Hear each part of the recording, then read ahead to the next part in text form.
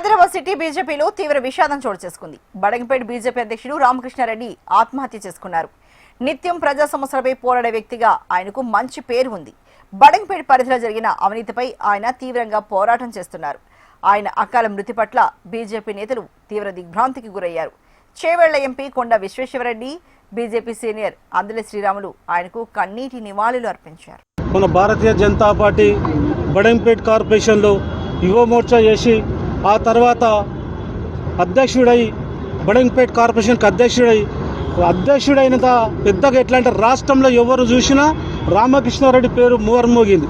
రోహింగ్యాలను బయట తీసిన దాంట్లోనే కానీ ఈ ప్రాంతంలో అనేక అవినీతులు జరిగితే ఈ మధ్యకాలంలో మీడియా మిత్రులు అందరూ తెలుసు. ఈ బడంగపేట పట్టిన శని ఎంత పెద్ద శని పట్టిందో దాన్ని వెలుగు తీసి ఇవాళ బయట పెట్టి దాన్ని ఇంకా ఎవరెవరో పేర్లతో సహా మీ ముందు పెట్టిండు. ఆ పేరు తీసుకొనికే నాకు మనసు కూడా ఒప్పలేదు. అంత దుర్మార్గంగా చేసి ఇవాళ భార్య పేరుతో సహా చెప్తుంది. పోలీసు సిఐ గారు కూడా పేరు చెప్పిండు. నాయకులతోటి కూడా చనువుగా ఉంటూ ఎదుగుతూ ఒదుగుతూ వచ్చినటువంటి మా రాళ్ళగూడెం రామకృష్ణారెడ్డి పేరు చెప్తుంటేనే మా కళ్ళ నుంచి నీళ్ళు వస్తున్నాయి. అటువంటి కార్యకర్తను కోల్పోవడం దురదృష్టకరం.